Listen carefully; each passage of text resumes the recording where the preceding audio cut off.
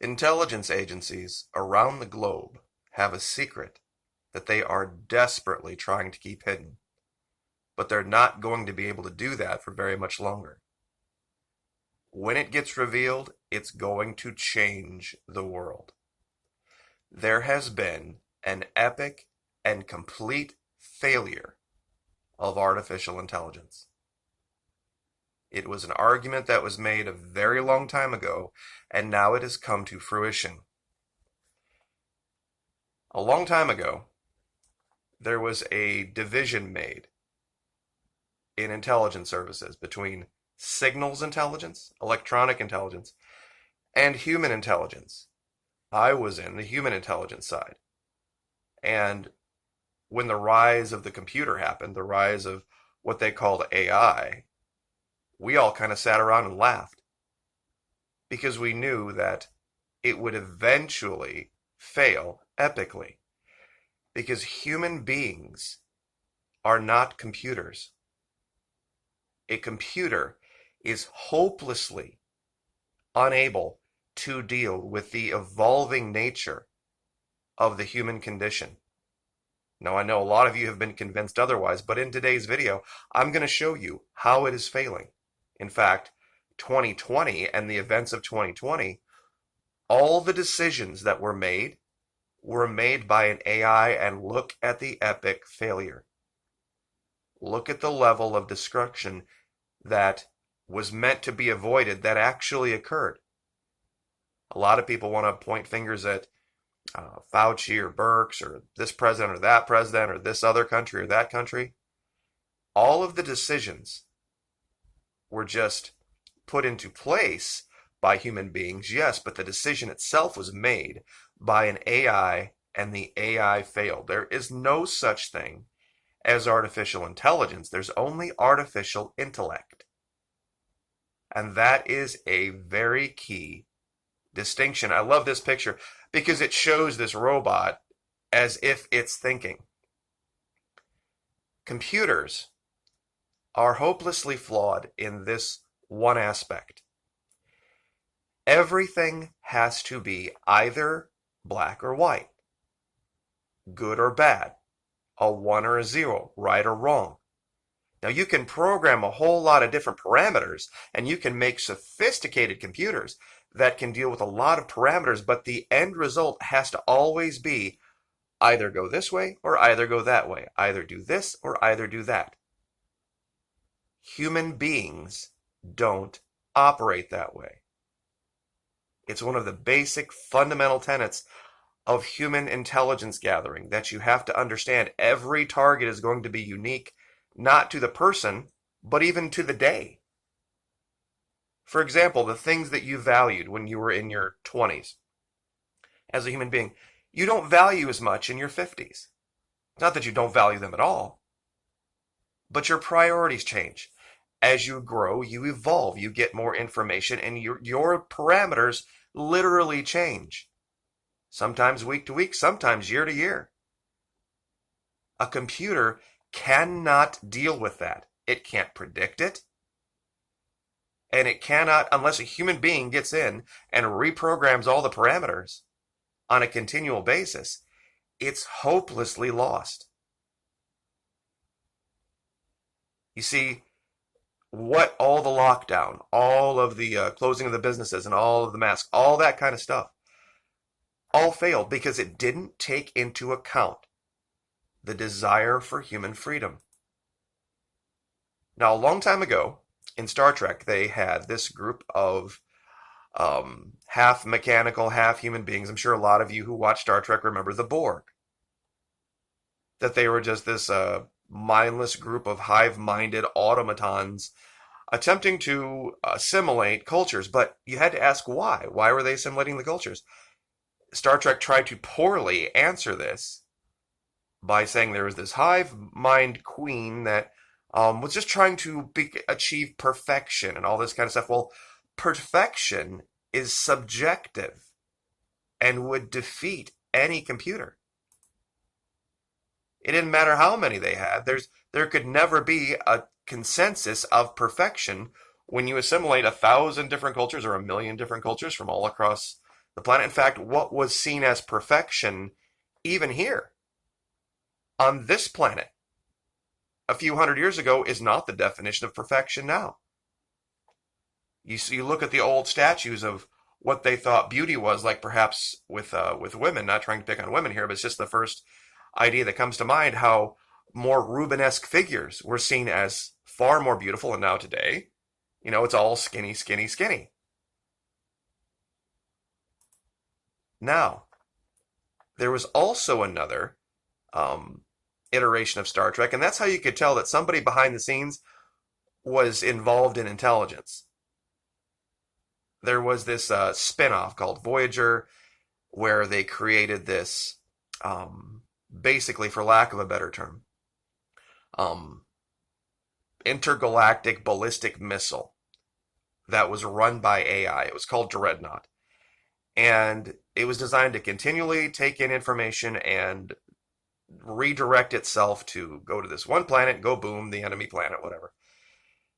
Well, when the thing malfunctioned and they tried to get on board, they couldn't shut it down because the AI was programmed to defend itself from doing so. There was literally no plug to kick out of the wall, so to speak. And they, of course, saved it in the nick of time. But once again, computers are hopelessly and always slaved to things being always this or always that. And sophisticated computers cannot understand things that don't have gray areas, or that have gray areas, pardon me. This is just the best image. I'm not trying to pick on Bill O'Reilly here. You're either with the president or you're with terrorists. You're either for unfettered free trade or you're some freedom-hating neo-crypto enviro-communist. I know a lot of you know what this means. But what it means for a computer is error. Anything other than black or white thinking is error. Let me give you ladies another explanation here that I think you can really identify with. There is no computer sophisticated enough to understand the concept of mansplaining and why it is offensive. Because all a computer sees is a statement and then a reiteration of the statement with more detail. It cannot comprehend condescension or sarcasm. Now think about this for a minute. How many times a day do you encounter condescension or sarcasm? And if you look back at your life, depending on how old you are, how many different decades where you had different values. Like, for example, a 30-year-old, say I'm 50 years old. So I go back to the decade of the 2000s, 2000 to 2010. That's when I was 30 to 40. Okay, so a 30 to 40-year-old white male, North America, versus a 30 to 40-year-old white male, North America in the 50s, or now, three totally different things. What was offensive then is not offensive now. What was offensive now is not offensive then. You see, computers cannot evolve. All they can do is be reprogrammed and reprogrammed continually, and that's just a human being taking its own personal experience and translating it into code. That's not intelligence. That's not evolution. They don't have the ability to do this. And I've proven this here on this platform in the last 3 or 4 days with the way the videos have gone. People are like, why are you flip-flopping? Why are you going back and forth? I'm showing you that you can defeat AI. It is hopelessly simplistic. And it's just as simple as this meme. Right here, I'm sure a lot of people have gotten this. This was an argument between Kaylee Cuoco, the Penny character from Big Bang Theory, and Jim Parsons, who was Sheldon in the show. And he was very stoic, very computer-like, very unable to discern different human emotions. And so his roommate, Leonard in the background, the actor's name escapes me right now, has to always continually remind him of what sarcasm is and different condescending type of things. He doesn't get it. This is the secret. There are military intelligence and governmental intelligence agencies around the globe that have put all their eggs in the AI basket. Now, why did I use this image? Why did I use this image? I'm going to challenge my audience to do something. Take the word Maquis, Maquis. There's no R in it. A lot of your autocorrects are going to try to put Marquis in there. It's not. It's Maquis. And just type that word into a Google search and see how many different things come up and how confusing that must be to an AI. See, back during World War II, the Maquis were a freedom fighting force, but they were given that name by the Germans. They named it after a shrub that grows in their region. So it's a tree, but it's also a freedom fighter. There's also a certain kind of cheese that has this name named after the region.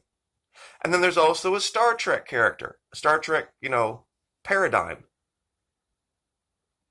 There's restaurants with it. It would be impossible for the AI to look at this and put a label on it that could give it any kind of semblance of understanding.